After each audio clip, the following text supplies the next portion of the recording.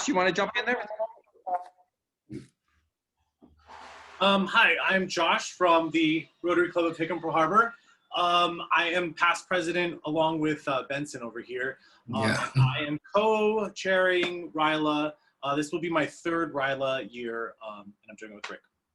Oh yeah, this is my third year also. Okay. Ray? Ray Paler from Kauai. I belong to the Rotary Club of West Kauai. I've been around RYLA approximately 15 years at different levels. I'm a past assistant district governor. I did my 3 years and I'm transitioning into other things right now. It's kind of, I've seen RYLA go through different stages, and every island, I understand, has its strengths, and I can explain more after we go through the context of this meeting. Great, thanks. And Miss Jen? Celebrating our 100th year. Well, we want to be celebrating. It's kind of hard to celebrate now, but we're really proud of that. And I was brought into RYLA 4 years ago by the lady down here in the purple that said, hey, Jen, just come and help me a little bit. And I've been a RYLA involved person and enjoy every minute of it. So welcome, everybody. Thanks. And the lady with the hooks in the purple, Miss Gail.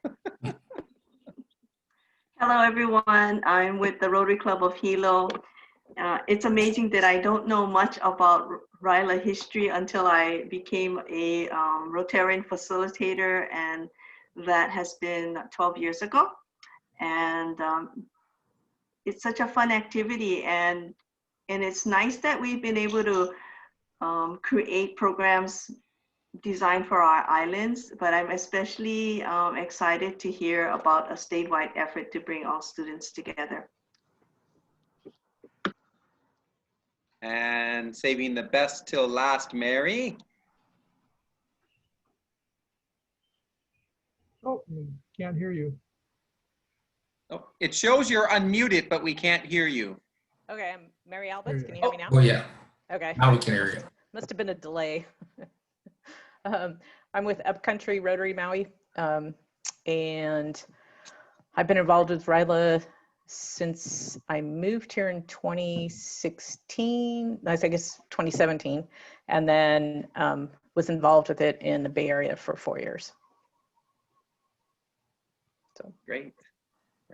Well, thank you all for your wealth of wisdom and experience with RYLA and your commitment to making sure that we move forward in some way, shape, or form here in Hawaii.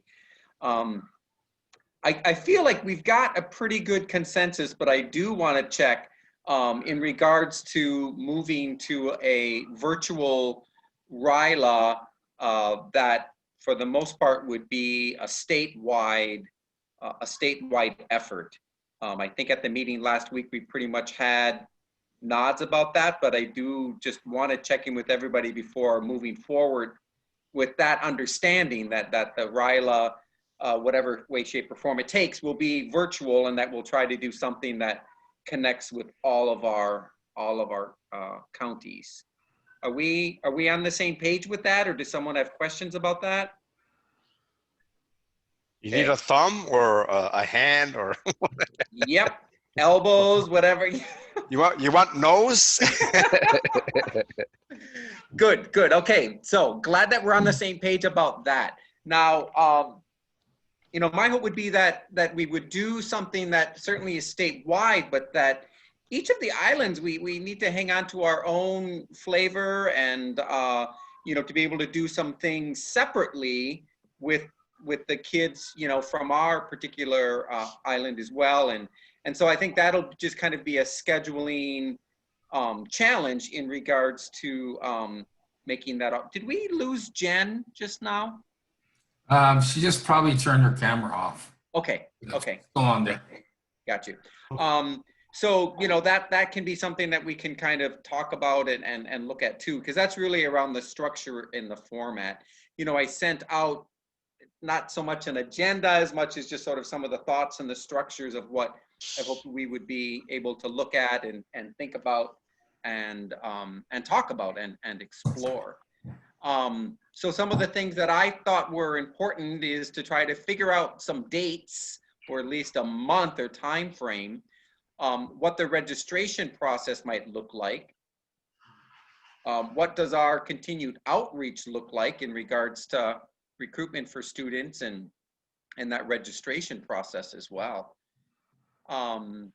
The structure and the format of the overall RYLA camp, and yeah, the schedule of sorts.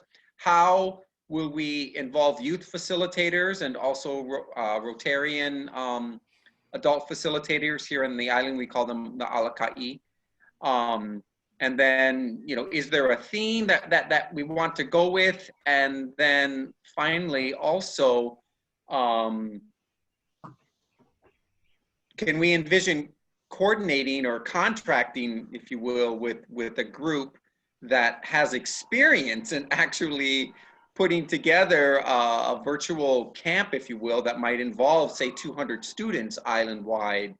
The technology, the framework, the experience in regards to helping us to make it something that happens. And I know of 2 possible groups, and there might be others. I think that should be part of our conversation. One of those groups is certainly Leadership Hawai'i, who have a history working with RYLA on Kauai.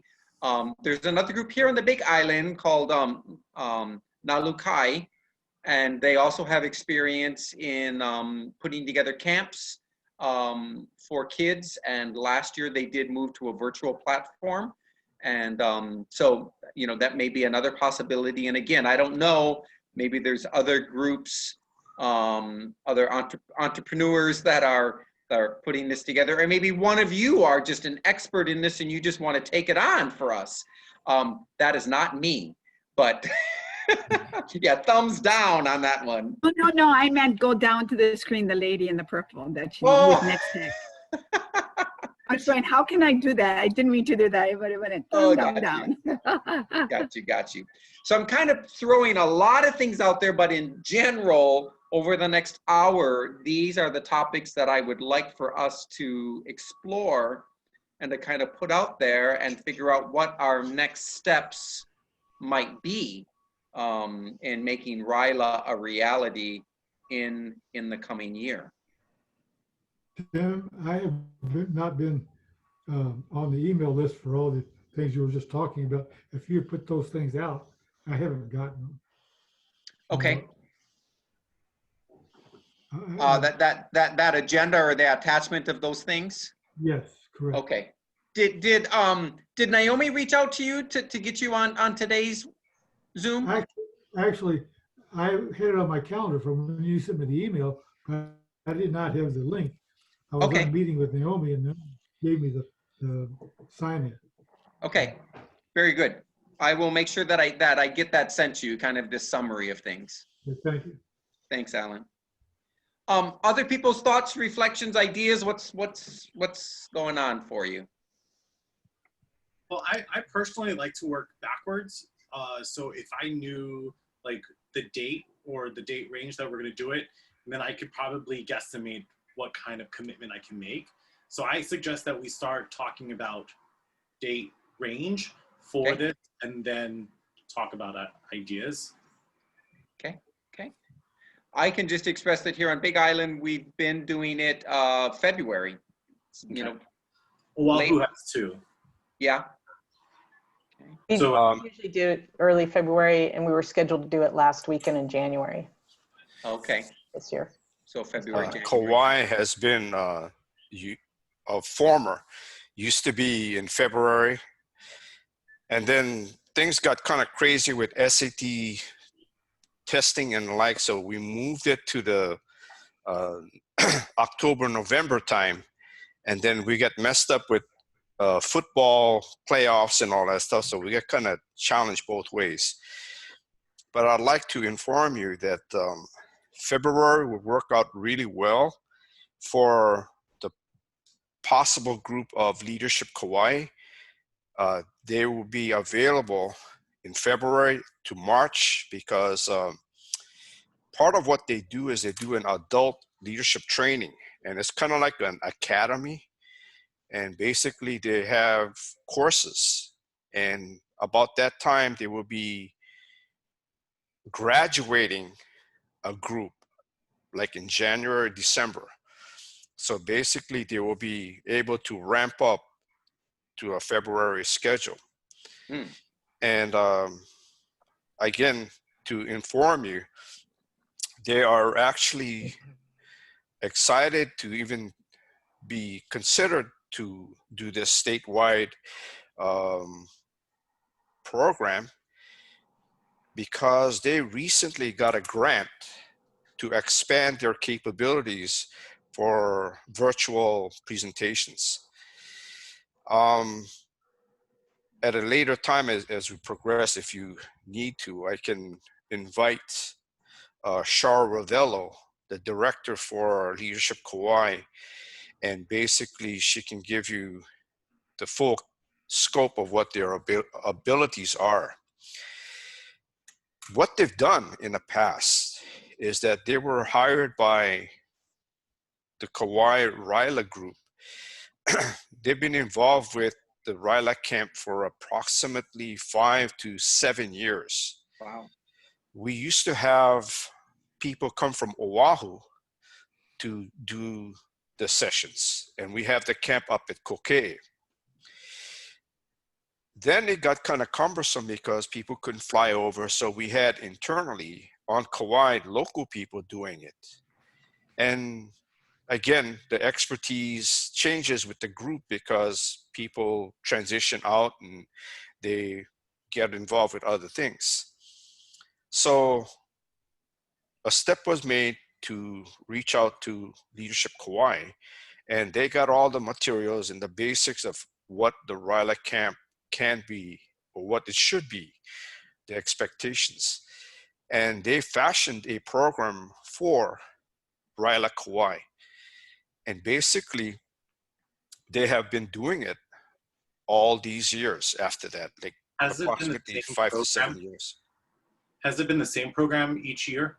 No, they change it because whatever comes up new that they can inject. But basically, the Rotary part is actually standard, and then they expand it according to what the interests are. After each year they do towards the end, we do kind of like a recap and critique, and then they come out with something different for as how interest grows. So they actually, it changes to what the needs are that we need, what we are presenting to them. Now, when you say we presenting, are you saying the Rotarians presenting to the students, or is it the Leadership Kauai presenting to the students? okay, it has transitioned from all Rotarians presenting and running the training sessions to Leadership Kauai taking what the Rotary doctrines are, or what the expectations are, and Leadership Kauai puts that in their training program. They fashioned it for us. And then basically, they actually have been training the whole thing. Our Rotarians go up there for like the last day. The Rotarians on the island come for that vocational day where they come up and they do like a speed dating table of different vocations like engineers, health services, hospitality, carpentry, computers and stuff.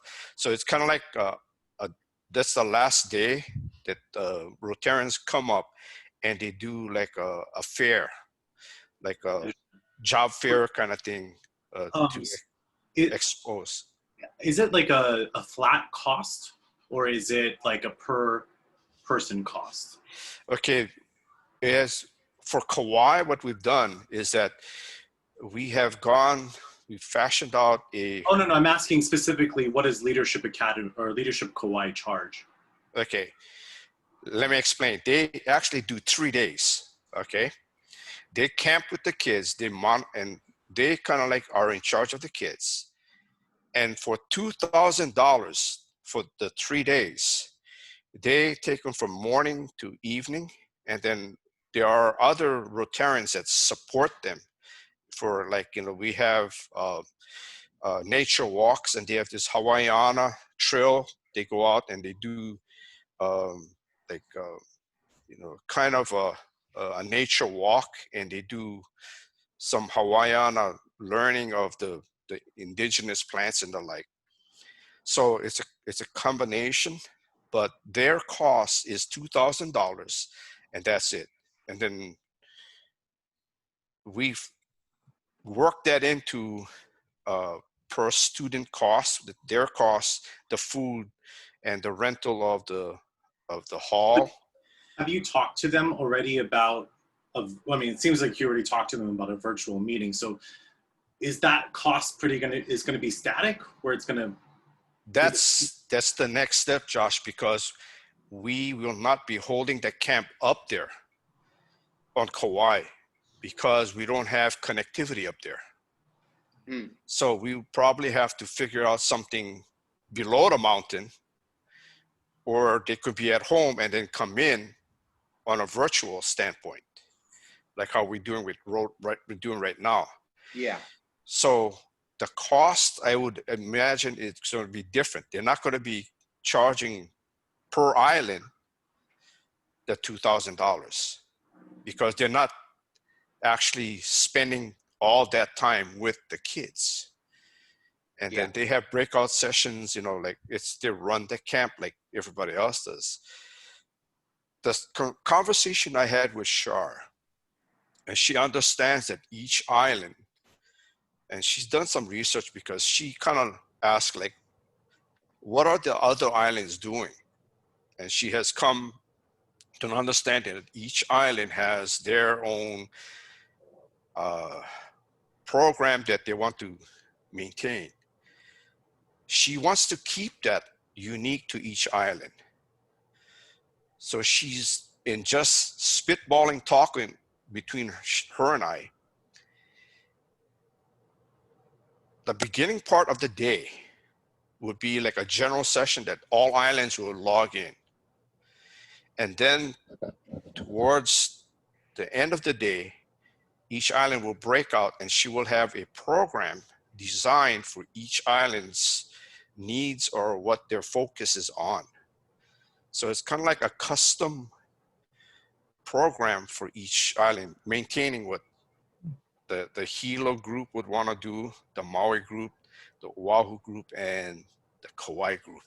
But what if the groups they want to, like, I want to do what Hilo's doing, I want to do what Kauai is doing. Shouldn't they just, not, instead of group it by individual clubs, group it by topics so that people can go That's the that? next step, Josh. What we're going to do is have like breakout rooms designed that, say a person from Hilo would want to know what Oahu's doing. They can dial into that group, and somebody from Kauai could dial into the Hilo group. So it's like you said, there's going to be choices, but each island will have their flavor. So I think that we're presented here with a really unique situation that we don't have to be separated by an ocean or islands. We really should bring it together and have one general topic of RYLA, that individual topics that people just go and sign up for versus this is the Big Island, this is the Kauai. I mean, I think this is a good opportunity for people on Oahu or students from Oahu to be able to make friends from the Big Island, Kauai. This is great that we're kind of, organically kind of moving this around. I'm just going to bring us back. Our original question was really about when we might want to do it. Good point. Thank you. Yeah, I want to make sure that we're all good with considering February. Well, as with when, how many days are we thinking? Are we thinking a day or are we thinking like well. And RYLA? again, that's Yeah. getting into the format in the Yeah. structure. Okay, format. But generally, are we good with February Yes. as the time? February is good. Okay, whew, can check that off the to-do list for the meeting. So that's right. great. And Ray, I really appreciate you, going ahead, taking that initiative and speaking to Leadership Kauai. And I'm glad that they're thinking about it. I think Joshua's question, and I'm just going to probe it a little more specific. Did they mention what a cost might be in considering a statewide, even though we don't know whether we're talking 1 day, 3 days, 7 days? Okay, that subject is left open. We're just beginning the discussion. Very good. So right now, no cost has been associated, Right. but all I can tell you what was in real life camp was. Yeah. And then what we go to is open to negotiation. Perfect. Perfect. And, as I mentioned, there is another group, and I just learned about them yesterday, and Gail helped to introduce me to the director of this program, and I was able to have we were able to have a short conversation an hour conversation with them today. And I checked out their website and some of the information that they had. They too are very interested. I would say that they don't have the same level of Rotary exposure and RYLA experience as Leadership Kauai does. They would come with that wealth of knowledge and experience already. But, and Gail, I'm just kicking myself because I left my paperwork from our Zoom call with David on my office desk as I rushed out to get home for this. But could you give just a couple minutes of conversation about Nalukai and a little bit of their experience with youth leadership? Nalukai is about 5 years old. In the last maybe 2-3 years, they've been able to work with students from the neighbor islands. Honestly, their focus is entrepreneurship, and so the curriculum has been in that arena. But when we are discussing, and when we look at entrepreneurism and business planning, it's like project planning. It's, there's just so many commonality with what we have been teaching in RYLA on the Big Island. And so we just spoke with them about what are their best practices from their experience in a statewide convening of students. And he was very helpful. And I'm not going to say that he is the prime candidate for participation as a lead like a manager of RYLA for the 2021. But I did hear wonderful experiences and learnings from them that could be very helpful. I'm going to just say this because this is just my personal thought. In speaking with David, they'd be interested in being a contributor. I don't know if the whole package, or definitely in terms of maybe components of whatever is built. So I think this group needs to kind of look at how and what you want to teach and what kind of themes you're working with before that kind of talent can be tapped. I don't know if you're in agreement with me, Tim. I don't yet see them as a viable, like a Leadership Kauai, given that Leadership Kauai is looking at not just knowing RYLA, but also having the experience of working with our students so far on Kauai. And the fact that they plan to be technologically skilled.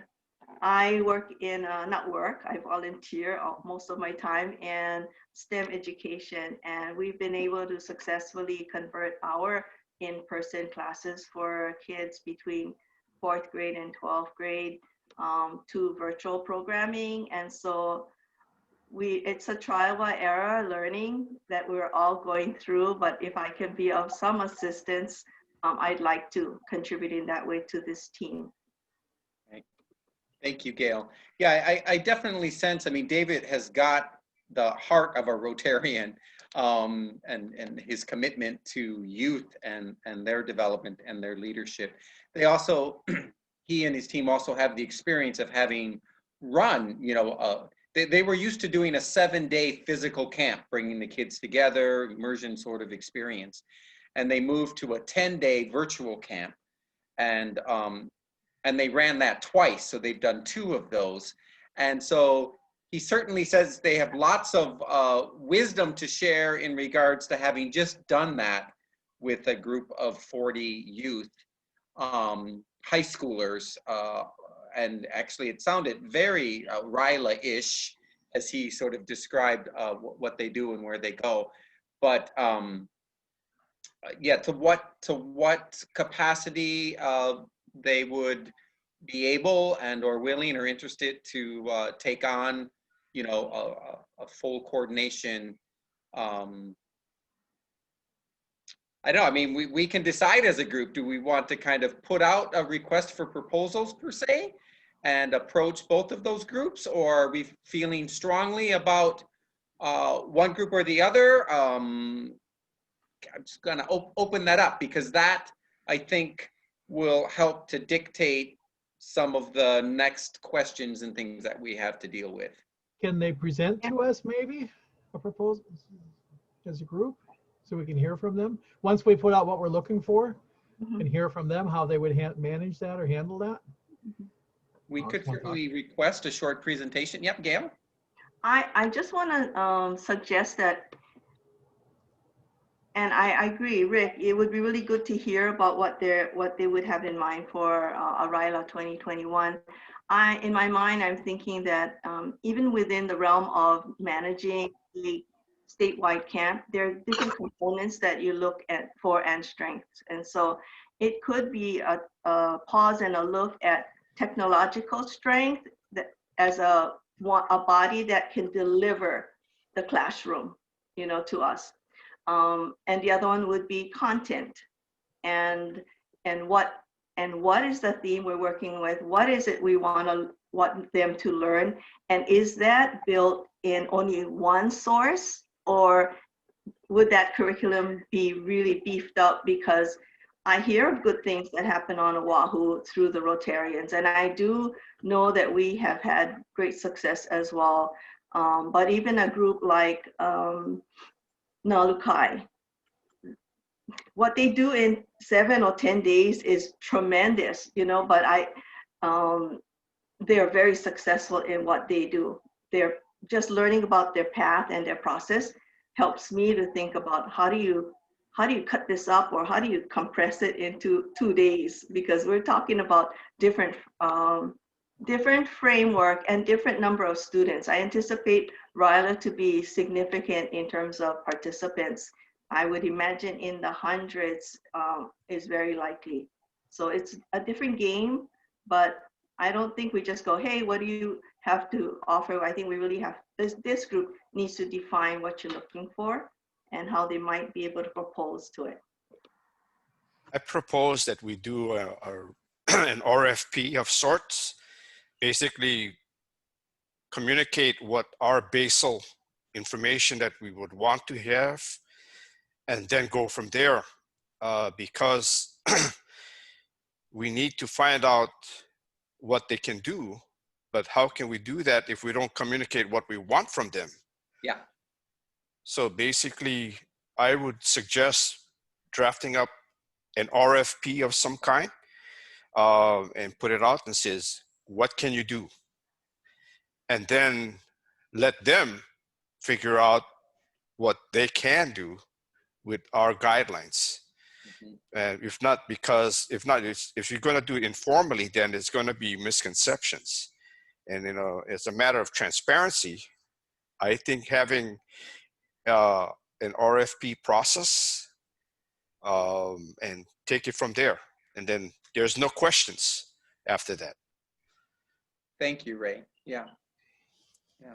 I want to say welcome to Naomi, who's joining us. Thank you for making time. Yeah.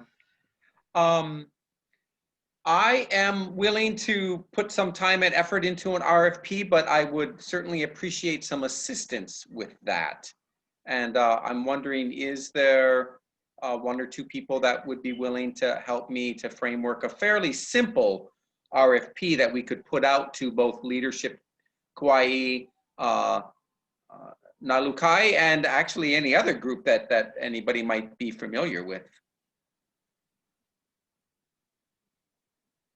Thank you, Josh. Okay, and Ray, perfect, thanks, Ray. All right, as I was looking down, did I miss anybody else? Okay, great, so the three of us will work on that RFP so that we can get a better sense of what these folks have to offer. And now we need to get a little more clear in regards to what it is that we're asking, what we want. So we have narrowed down to February of 2021 is when Hawaii State Virtual RYLA Camp will happen. You know, I've thought that, you know, we would probably be looking at about 200 kids, thinking across our 4 RYLA camp groups. We have averaged, you know, 40 to 60 youth, 45 to 60 youth. 60 if we want to include the youth facilitators and that sort of thing. And I think from what you all have reported from the other islands, I think you were pretty close to that number, 30s and 40s. Mary, Maui is usually, okay. And Ray, what did you guys average up in Kauai? Okay, Kauai, we have a maximum that can be, the bed space is 40, but we've been averaging from 20 to 40. Okay. So that's our challenge is the time of the year because of the other things that go on. Yeah. Okay. And Oahu, what size camp are you? We're about 40 to 52. We were shooting for 60, but 40, yeah, a little over 40 last year. Okay, so I mean, that really would put us at 200, and not that we have to cap it necessarily, although when we start to look at breakout groups and you know, mentors and that kind of organization, we probably do want to have a cap, even if technologically we could go higher. Does 200 sound like a number that is manageable, meaning that we'd be looking at 40 to 60 youth from each of our RYLA? Hey, Tim, there's another catch to this. Okay. Because of the virtual situation, we probably could have more. Right, exactly. We can open up more past 200, you know, what I'm thinking, because we're taking the part of the equation that was kind of like an obstacle of sorts. Yeah. You're actually going physically to a camp. They have to pack things. They have to get food, all these other things that were associated, T-shirts and all the other stuff that goes with the camp.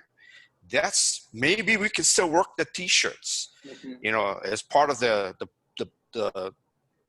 certificate that goes with it. Yeah. And this kind of opens up, like, you're eliminating that factor of how many Rotarians are coming to the camp to help monitor the kids and chaperone the kids and all of that extra things that we were doing all these years. True, but there is also the reality that there is monitoring and chaperoning and mentoring, even in a virtual platform, sometimes even more so important. And in that way, I think it is, we do have to look at a cap just in regards to what's manageable. Yeah. I always look at having a virtual program as opening the door to the potential of more students and greater participation, just like Ray does. But I just know that we have a history of maybe about 200. That might be really smart just to recruit in the manner we normally do, because this is a first-year experiment, you know, and so just something to keep in mind. Yeah. So Tim, one thing I wanted to mention, because I'm working now with the community college and certainly a lot of stuff with Rotary, just doing training and teaching online. And Yeah, Ray is absolutely right. I mean, it's unlimited now in the numbers that we can get to the event itself. But in terms of engagement, that it's more difficult online to engage a learner of any age, and so so the lessons or whatever the type of interaction, it has to be sharp, it has to be crisp. We don't typically try to engage more than like if I'm doing a training and there's more than 25, I'm going to break it down into smaller groups because that's the big issue. Like I think our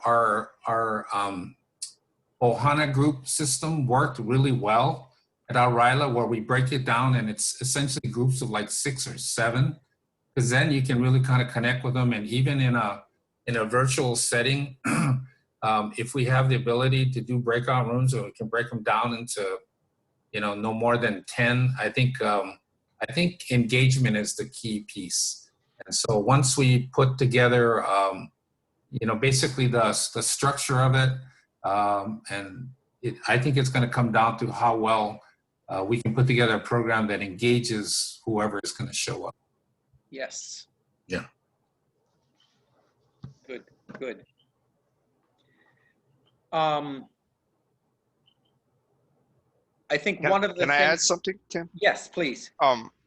Now we have to ascertain how much of this is going to be in real life as comprised to virtual, because we could have like a meeting place and have a virtual at the same time.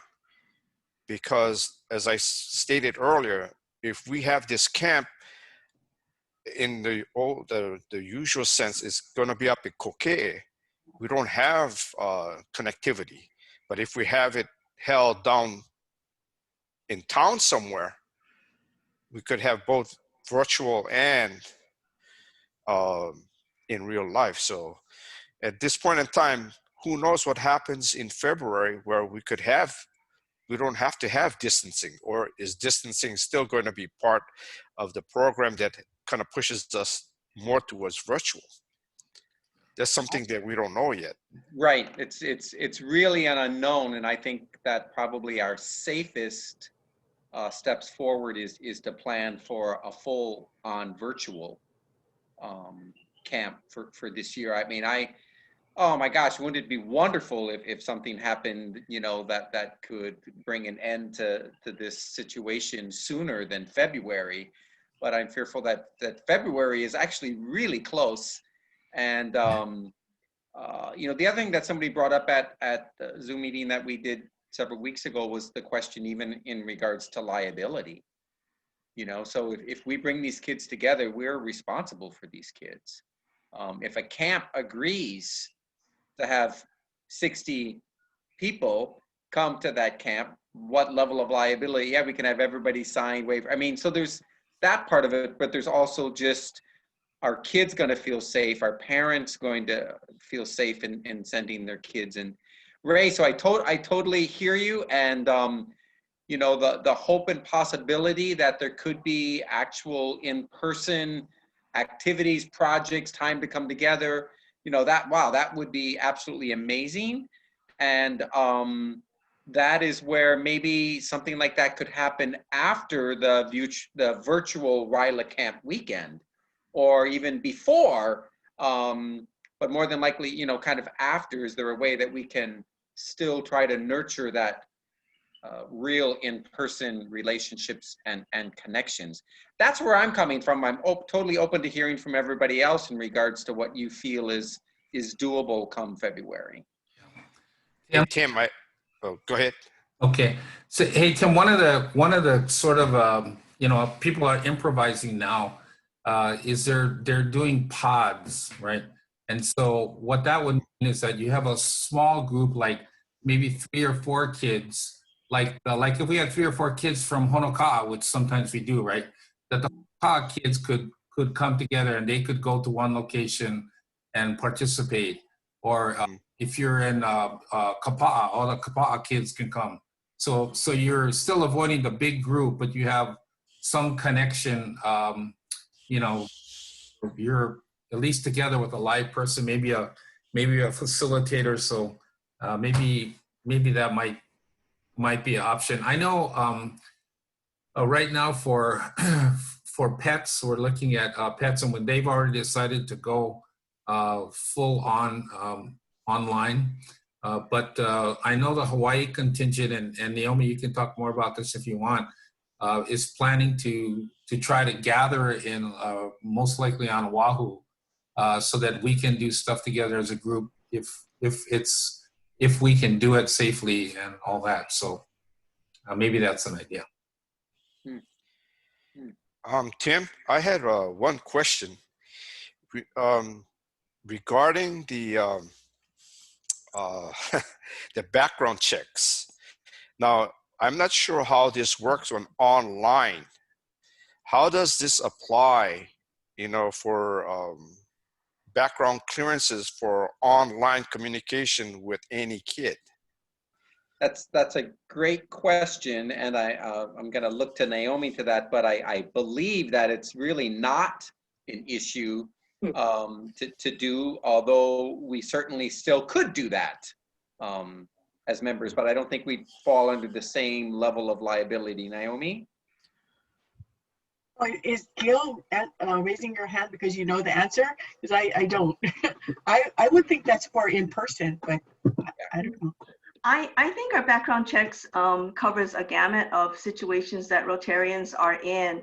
And believe it or not, technology lends itself to communication that we cannot monitor.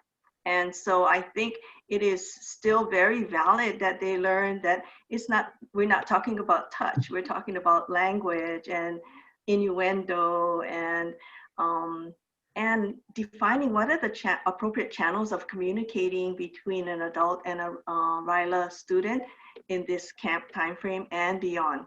You know, I think there has to be clarification, and I think the background check just kind of gives you a stop sign that somebody, Rotarian, has to say, well, do I proceed or do I change my mind about participating? That's been the experience I've had. I've run into Rotarians that have come to me and say, I will not, I know that it's not going to go well if I do a background check, so I'm going to stop here. So it's a really good tool. Yep, so still be able to do that and with some added information. Yep, Rick? So in mental health, I work with youth at risk. A lot of stuff happens virtually through social media, and we don't have control over the private communication. So people could exchange email addresses and things could go awry pretty, I mean, we wouldn't even know. I mean, so I would just caution to be careful. Okay, So. yeah. So suffice to say, should we still keep the requirement of a background check to participate as an adult with the tenets of do not be alone with a student, you know? So we just follow the same policies and procedures to actually follow something, you know? Yeah. Thanks for bringing that up, Ray. I'd like to go back and maybe hear from Rick and Mary, representing your islands in regards to the discussion about in-person versus virtual, and what are you guys hearing people talking about? I'm an old Navy hospital field medical corpsman. I caution to go safe. I go as safe as we possibly can. So I think virtual. I also think that if we announce, we need to get it out there, the information, pretty soon. I mean, so I think it's good to have a set plan, what we're doing, so we can advertise that. And like Ray was saying, and like you were saying, Tim, if things clear up and we want to add something in person, we can always do that, you know, when things clear up. I think right now we have to go with where we're at right now. And I'm hearing from medical field out here that we could go well into next year before things get safer. So, I mean, I don't want to be fair or bad news, but I do a lot of stuff at the legislative and everywhere. It's not looking good right now. So I would say go with virtual. If they want to do the small pod kind of thing that you're talking about, Benson, that's not a bad idea. If folks want to do that, but yeah. I just think we need to add that it's virtual. Mary, go ahead. Thanks. Yeah, I agree that we should plan on full virtual RYLA, and that if things open up a little bit, that I was thinking it would be great to do in-person graduation, you know, where they can get their certificates passed out, maybe something like that, if we get to that point. So just my suggestion. Okay, thanks. Yeah, thank you both, Mary and Rick, and also Ray, input on that. Benson, the idea of the pod, you know, it kind of struck me as like, well, then the local Rotary Club should take on that responsibility of a pod of kids. Yeah. And what good. might that look like, you know, across the island? That's kind of Yeah, good. interesting idea. Yeah. If it can be done on the Big Island, it can be done on any other island. It's just, we're so expansive that we might have one student from Ke'au, from Volcano, another one from Ka'u, you know, Yeah. so it's about equity and an equitable planning about pods that are realistic for all the kids that want to participate too. So that's another obstacle to jump over. Thank you.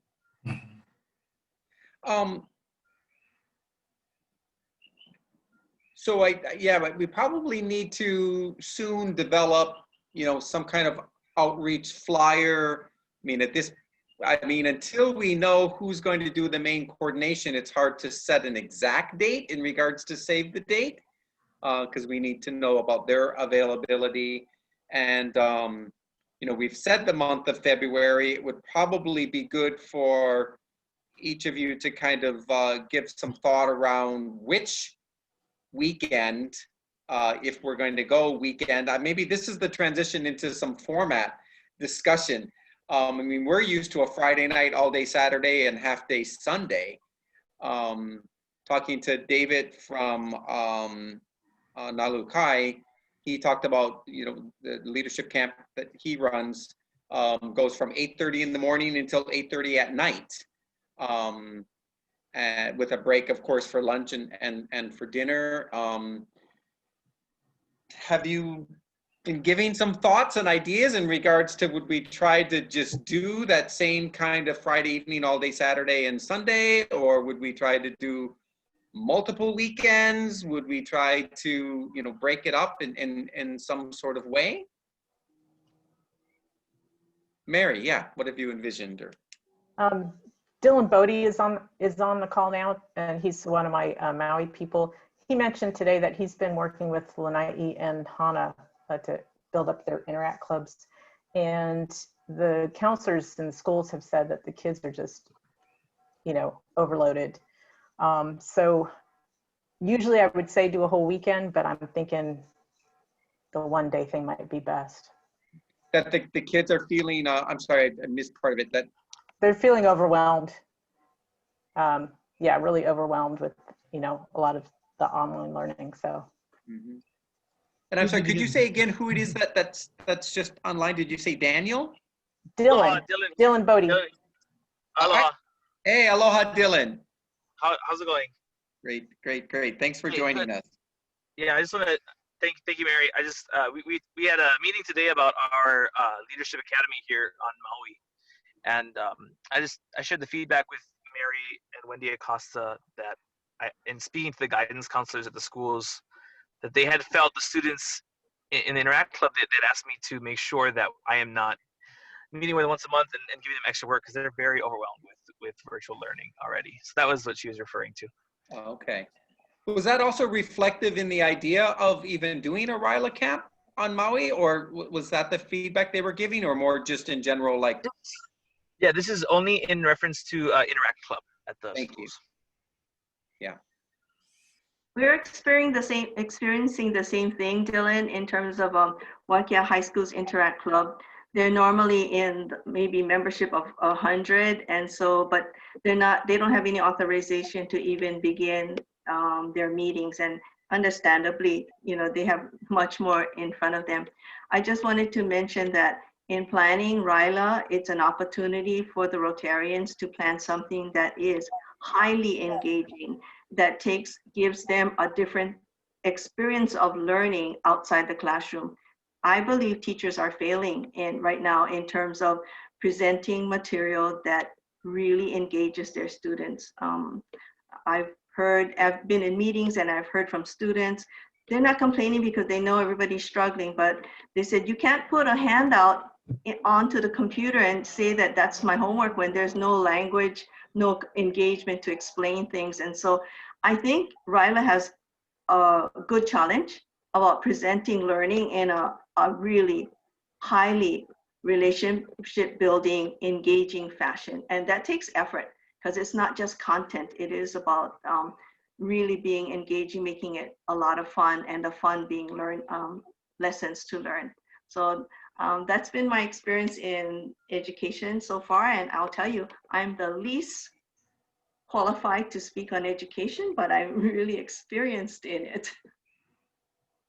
Yeah, I think that really speaks to how this RYLA 2021, it just has to be airtight. I mean, it's going to have to just come across so smooth and very engaging, and no oops and ahs and wait a minute, or, you know, because I think that these kids will feel less stress and engaged if they can just feel secure, like, okay, I know where we're going, I know how this is going to be, it's going to be great. But yeah, Mary, does that mean that we just do one day that kind of comes across that way, or 2 days, or an evening, or what other thoughts do people have around potential time frames? Rick, I guess yeah. I wonder if the two programs that you're talking about, if they need to be a part of the dialogue. I mean, what would they suggest that they offer? I think that comes after the RFP. Yeah. Okay. Yeah, because they can't answer us until we drill down what we want to ask. Well, because you were kind of defining what your program that you're familiar with, Ray, does. Yeah. It sounds like that's more than a one-day kind of thing that they do. Yes. Basically, the whole philosophy of the RYLA camp experience for us here is, it was a camp, a physical camp. You get out of the house, you have learning in a different setting and with different peers. So the skills of socializing, team building, interpersonal communication, all the primal experiences we're taking away now if we're going to go with this virtual aspect. Yep. So we're kind of like, it sounds like we're trying to accomplish what was an outside activity that was more physical, to go to something that's not physical and more cerebral. Because I've seen experiences of students, boys and girls, by being with others that they don't know and learning, and the relationship building, the friendships from Friday, the getting into groups of, okay, somebody will clean up, somebody will cook, somebody will set the table, and then they go out on a nature hike, and the cookout, then they have playtime, like games, like interaction games. I'm not sure how we can accomplish that experience with this online format. It's definitely going to be different, and I think we've all seen that magic, that power that can happen in bringing the kids together. But I think compared to the option of not doing anything for a year, but you're speaking to what are our objectives, what outcomes would we like to see in regards to doing a virtual sort of RYLA camp. The other thing that just popped in my mind was, here, at least on Big Island, attending RYLA is a one-time opportunity. And we may want to rethink that for this year. I mean, if the person's a sophomore and they come to our virtual RYLA camp, and if we're back in person the following year, would we consider having them come back even though they didn't get, I don't know, the real RYLA? but we also don't want to make this just like RYLA light, you know, like just a shadow or an excuse of a RYLA. We want to be able to make it that harness as much of that power as we can. I'd like to add something because I'm a former Scoutmaster, Boy Scouts and then Venture Scout advisor.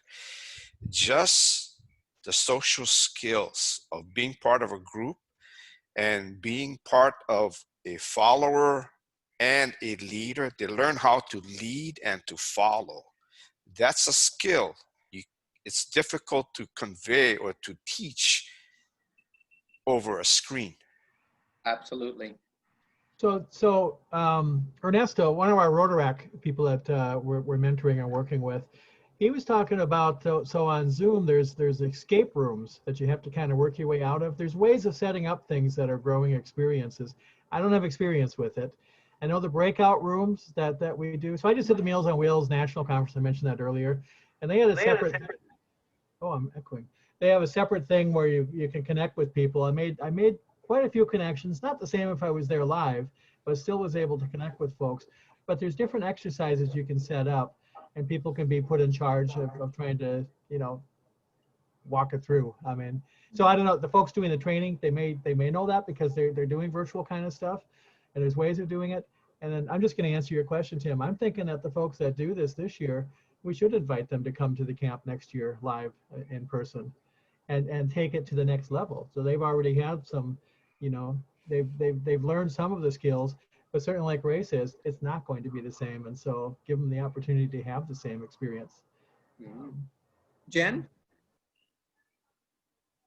Just have something because I have a grandson who's in preschool, and of course that's all virtual learning. They actually make a big backpack. They do their backpacks every week. The parent has to go in and get the backpack and stuff like that and come back. And that's how the kids are doing it now. So I think that would be something we could also look at if we're going to do games together, if we're going to do things, that we have these backpacks that are available so that they can feel like everybody's participating in some level. Yeah.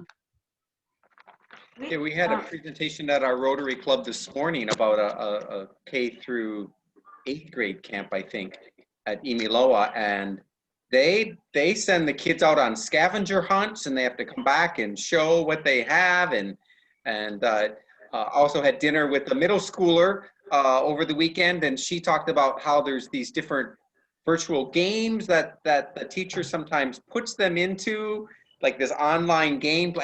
I'm so like not into any of that. It's hard to comprehend, and that's why I want to trust that the group we select to do this is going to be experts in this field.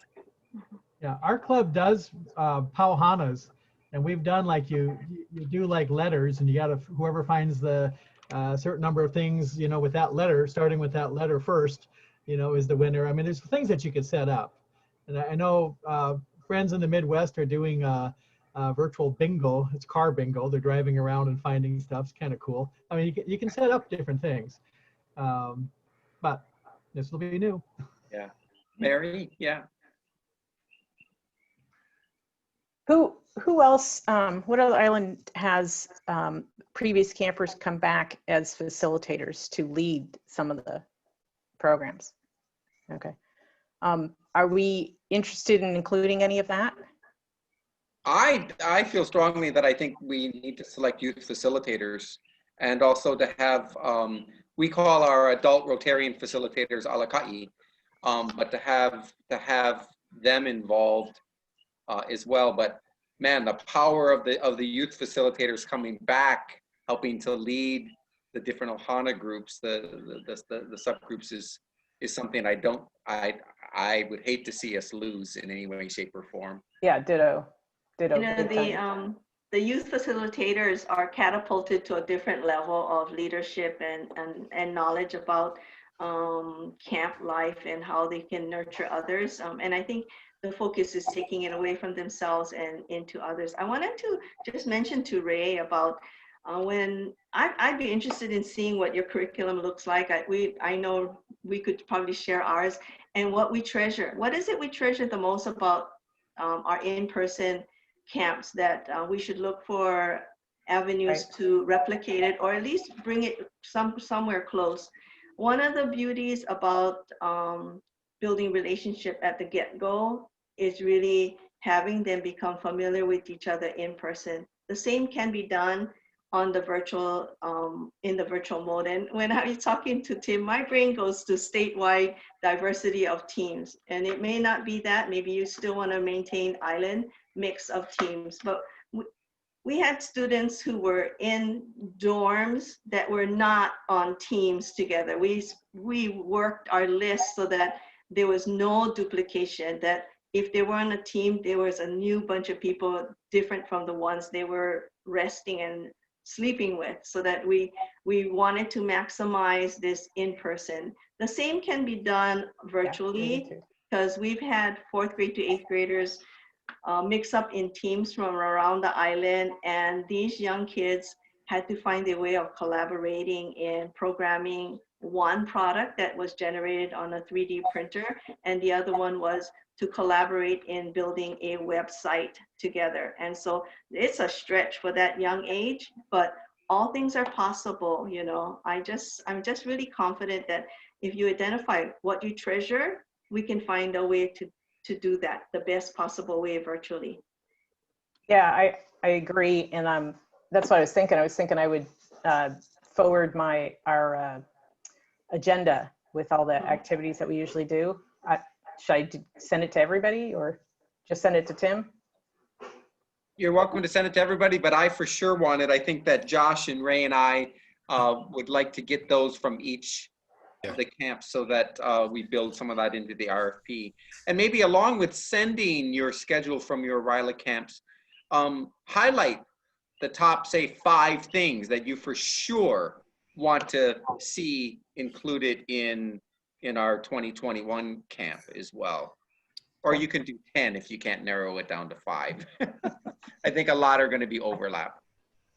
I'm going to add one more note, because I don't know how many of these, I don't know if I'm on this committee or I'm just a visitor. So you're on now. Now I'm trying to remember what it is I wanted to. Okay. So when we're physically together in a hall and we have all our students together, if I need to converse with Benson or Tim, as we do from time to time, I run over and I whisper in the ear, and we change the program a little and things like that. So yeah. Within our RFP, we're going to ask them about how you manage our students, but then how do you have separate means for easy communication of the team? Because, you know, Tim might highlight, hey, can someone go and visit Kevin's group, because I think some more attention is needed, or, you know, and so if you're in a breakout room, somebody can jump into that room. You know, there's so much beauty in you getting it from me. There's so much beauty in virtual learning, so much to learn, but so much we can accomplish. Thank you. I'd like to share an experience of one of the other adults in the group. Mike Faya is a longtime Rotarian, and he usually does the cookout, the Friday night cookout. He brings up some steaks and we grill out steaks and shrimp from Kikaha and all that, and storytelling and all that. So there was this one girl, very quiet, and this is his story. She kind of like was sitting back and watching him, and then he was preparing the food and doing certain things, and then she came up to him and says, "Uncle, you need some help." And all of a sudden he goes, "Whoa." He wasn't expecting it, because as the adults, we're usually are taking care of the food and stuff like that. She says, "Oh, no, Uncle, let me do this for you." She took over. She took over, and he stood back and says, and then when I told him that this is what we want, they take over. Yeah. Whatever they glean from other adults, it comes to their skill set. And then and Mike was just saying, like, he never saw that before. This girl just came up to him and says, "Uncle, don't worry, I'll take care of this. You can go back to cook. I'll run everything else here." So the serving and getting other kids involved, you know, every kid has a different level of leadership qualities. Yeah. And that's so happened that just just drew that out for that girl. She just saw it as her calling, and she just did that at that time. It's like unrehearsed, unprovoked. She just jumped in, and that's the kind of experiences we're trying to capture in the virtual world. I think, Mike, you shared such a wonderful story about first and foremost human beings wanting a place to belong, and she found a way to be there at camp. And I think the other thing that I realized is that when they come to camp, they leave their mom and dad and their grandma auntie behind.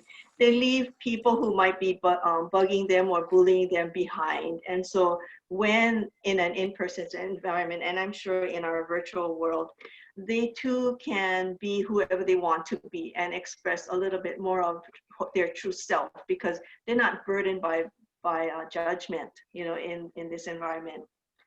Boy, we do such good work. Yeah.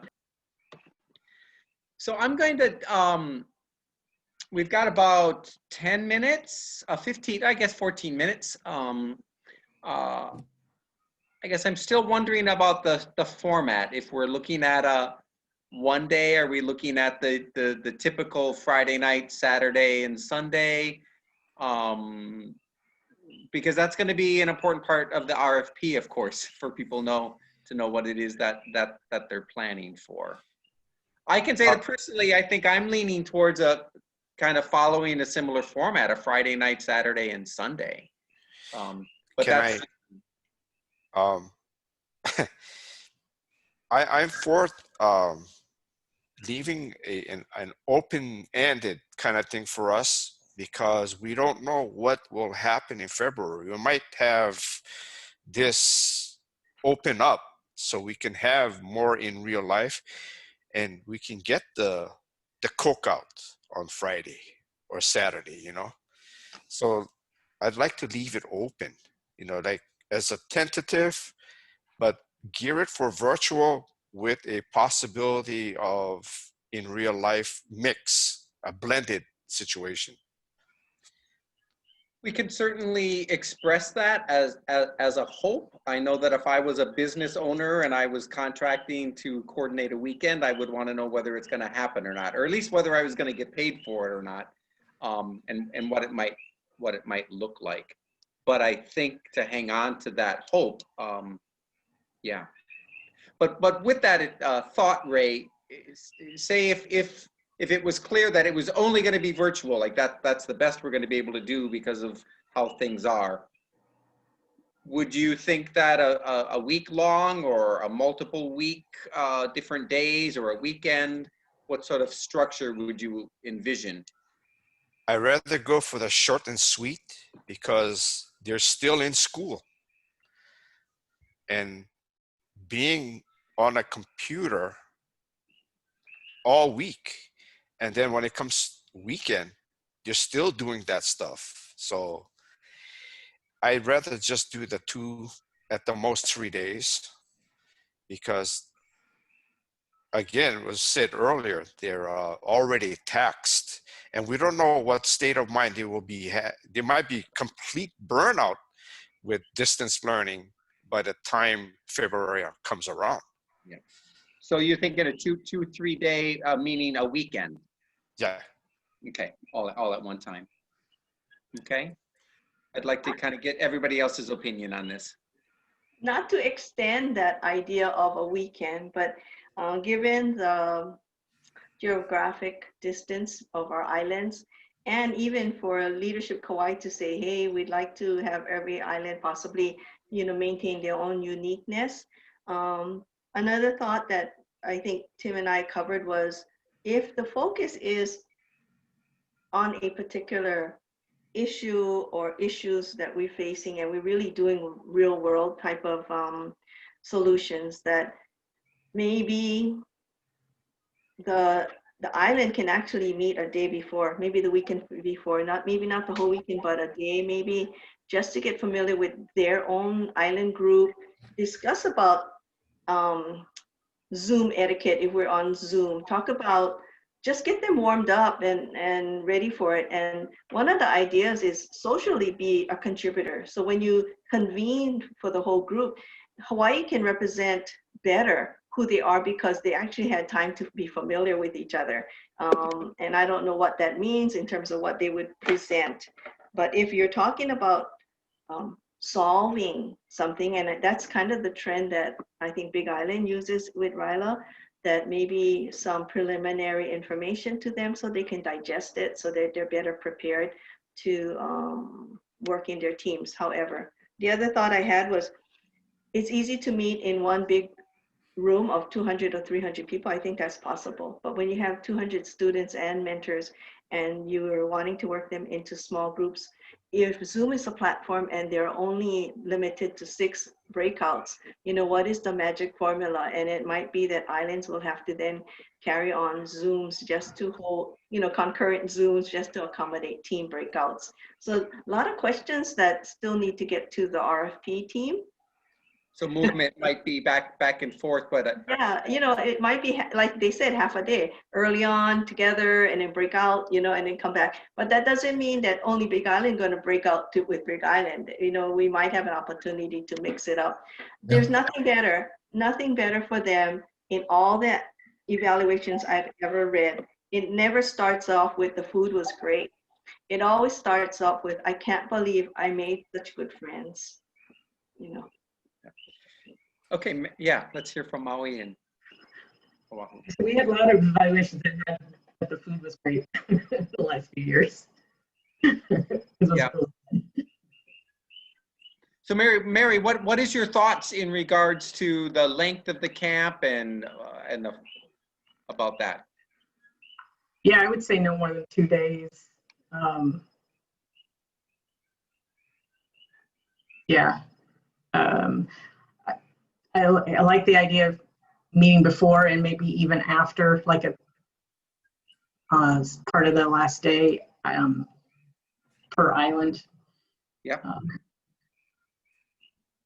Okay. Yeah. Thank you. Dylan, if you're still there with us, your thoughts? He had to go. He had another call. Oh, he did. Okay. All right, Rick. So I'm just thinking of the Zoom burnout. So, I mean, so my experience with Meals on Wheels is I did 4 days in a row of 5 hours each day. And it got to the point that Thursday, I couldn't go at the end. I just, because I was doing other meetings in addition to it. And so, I mean, you're talking about a 12-hour day on Saturday. That's a lot. On Zoom, it's different when you're at camp because you go outside. There's other things that you can do. And not everybody knows how to take care of themselves when they're on Zoom. You need to stare outside. You need to walk outside. You need to look 20 feet away for at least 20 seconds just to bring your back. So we could teach that to the kids. Yeah. So I think a shorter day on Saturday. I mean, I would do a full day. I mean, just like a school kind of day, same kind of pace. And then a half day on Sunday. But I wouldn't do Friday because they've already had school all day that day. I don't think they would make it because, you know, part of the difference here is at camp, they're there, so they're there. Zoom, they have to log on. So we don't want to have people just not logging on. We want to make sure we fit into what they can manage. So mental health, I teach ADHD, and it's really about structuring that you do quality rather than quantity. So that's where I would go. Josh had to go too, so you know he has 2 cents also probably, but yeah, you're gonna see him later, Tim. So yeah, but that would be my thought personally. Yeah. Jan or Benson, did you have any particular input about time frame? I think I agree with Rick that it's a long time to be in front of a computer like all day. Because when we're at camp, it's a whole different dynamic.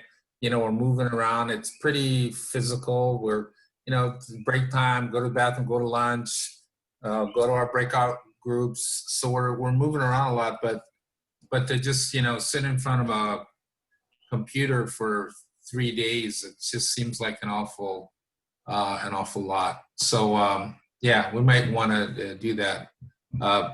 Think about the amount of time they're spending in front of there. One other thing is that I think we have to go with the background check, because I was while the meeting was going, I was looking at our youth protection policy that Rotary brings down, and anybody that works with any kids and any volunteer in any capacity, because the abuse is not just, sexual or physical, it's actually more verbal and emotional. So I think we should err on the side of safety for that. And then one last thing is that a new kind of RFP now is emerging, because I'm seeing it out there, and it's called Statement of Objectives. And it's basically, rather than saying, we want this, this, and this, you basically state, here's our objectives and here's what we want to try to accomplish, and give us your plan on how you're going to do that. So I don't know if that helps. It makes it way easier to do a RFP if, you just take the end result, like Josh was saying, and just say, this is what we want at the end. What is your idea? So that's it. Nate, Thank you.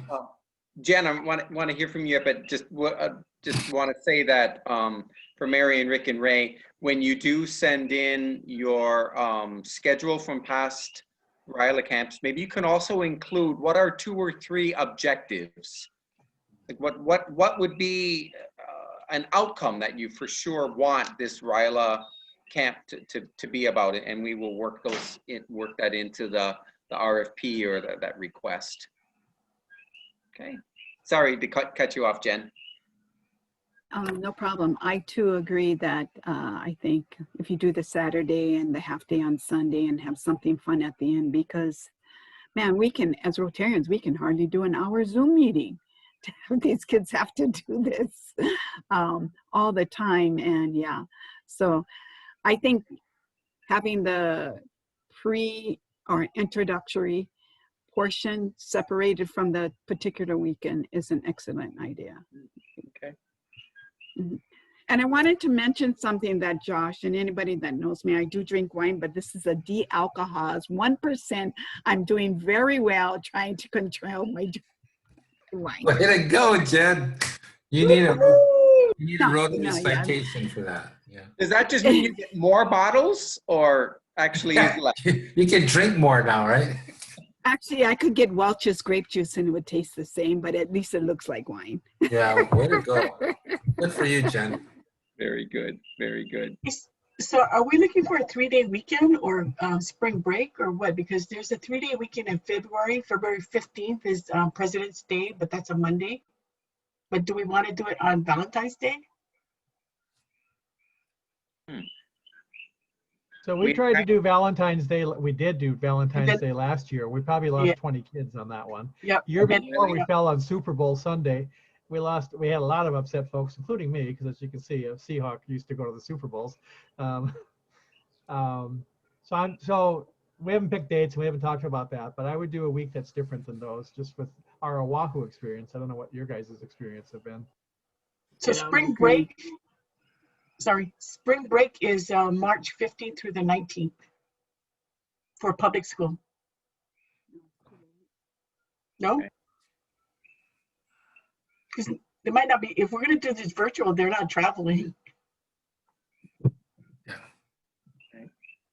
We had narrowed down to February, and then we were going to try to propose some specific dates in February, and it sounds like we want to avoid the Valentine's Day weekend. I'm not a Super Bowl person, or even if it's happening, so I don't know what kind of weekend that falls on. Super Bowl won't matter because it's later in the day here, right? 3:30, as long as we're done before the Super Bowl. So I'm going to throw out the 20th, February 20th, that third weekend. That's a neutral weekend. I don't know what the kids have going though. Do they have SATs or anything like that week? Right for them. I know we're talking weekend, but one of the things we need to keep in mind is they're going to be due retesting for SAT or ACTs too. We need to find that schedule. Okay. Yeah, because that was the issue. I've only done this 3 years, but that was our first year issue. The folks that were doing this before on Oahu were no longer available, so we're kind of an ad hoc team that got thrown together 3 years ago. We're doing great, but that was the big question I remember as we started to shape this. How do we find that schedule? We just need to check with the schools, huh? Okay, February 20th is pre-pets, by the way. So if you're looking for district people and PEs, it's pre-pets. I know we've often been stopped by those potential leaders and saying, but we're having pre-pets, but you know, that's a handful of people compared to the Rotarians that we have available for RYLA. So we've never really paused and considered that as a reason not to schedule. Okay. Benson's going to be busy. So is Naomi. Oh. The last weekend, which is what we did last year, this year would be the 27th and 28th as an alternative date as well. Last year we got to have the extra day because it was a leap year, so we got the 29th in there too. That might be a good one if there's not other conflicts. Yeah, sounds good, Tim. So that gives us two possibilities. Yeah.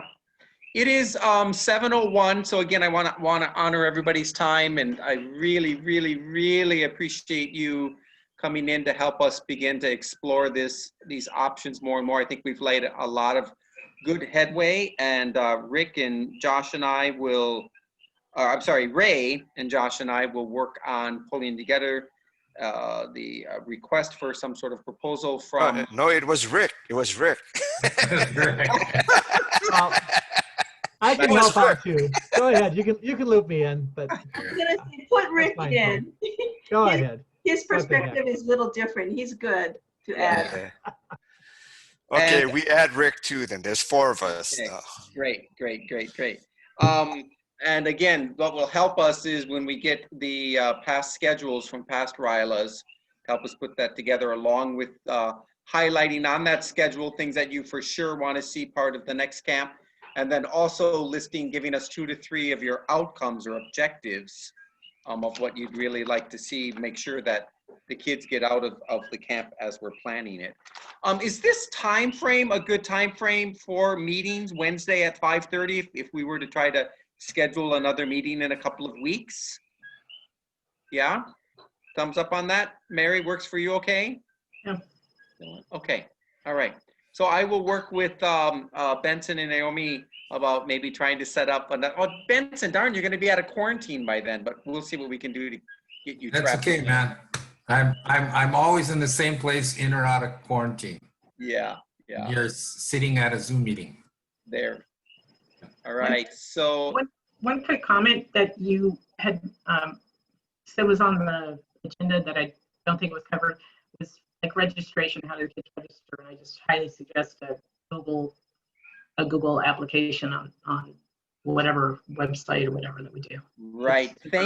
I'm glad you brought that up, Mary, because I did see on Leadership Kauai's website that they actually handled the registration process. Is that correct, Ray? Oh, okay. So there may be, a way that the group that takes over the coordination helps us to streamline registration in some sort of way, but we absolutely have to loop in the Rotary clubs that are going to be sponsoring the kids, and that the Rotary clubs in the areas are making those connections. Yeah, we expanded that route because we had each club going out and the schools involved. So we would actually direct them to Leadership Kauai website so they can apply right online. Yeah. So you bypass the paperwork that has to shuffle from the school to the club to Leadership Kauai, Yeah. So we just funnel it right to Leadership Kauai. Yeah. Of course, we can still get it in person from any Rotarian at the same time. Right. Yeah, we will definitely have this on our agenda for our next meeting. Sorry, I got one more thing, Tim. Yes. Because you mentioned registration. When it comes to registration linked with virtual learning, keep in mind or make a note that some of the things you need to express to the students are what are the requirements? What do they need technologically to be an active participant in it? And then if we're taking them on to things like Discord and other avenues of communication, then parental acknowledgement of the tools would be important too. Are That's we it. reviewing we have a packet of everything that they need, like permission forms and the like. Mhm. Do we need something that addresses the online communications? Because schools have it. They have an online policy. Mhm. Well, I So- would definitely have That that. would be I something can share what the experience is. If but Gail, I do want to be mindful of our time, or I'm keeping Okay. people past the 7 o'clock. Mhm. It could be, perhaps this can be a good agenda item for our next meeting as well. Okay. Because Okay. we've got time to deal with Mhm. that. Sorry to cut you off, but I just want to be mindful. Did you want to schedule before we left, or do Yeah. you? Are you So Tim, 2 weeks from now is the 30th at 5:30. Okay, everybody want to do that? So Tim, I'm just going to extend the same link and the same password. So whatever you guys use today, just click on that link again and the meeting will, I'm just going to extend the meeting one more, same link, same password. September 30th at 5:30. I'll send that to you anyway, Tim, just so that you have that. Actually, I do have a conflict on that day. I was just checking with my Oh. husband. He was confirming. Okay. Is it possible that we push it out 3 weeks and look at October 7th?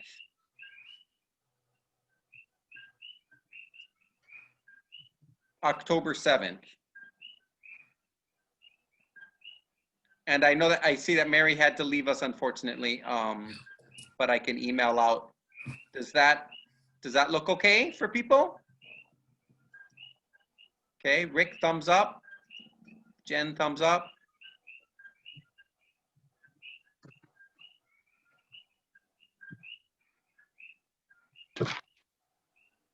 Yeah? Okay. Okay, that's All good. right, good. So Benson, you'll take care of that for us, please? Yeah, yes, I will. Wonderful. So again, my huge mahalos to each and every one of you. Have a wonderful evening, and onward and upward as we stumble up and forward on this. Okay, thanks Okay. everybody. Thanks, everyone. Thanks all.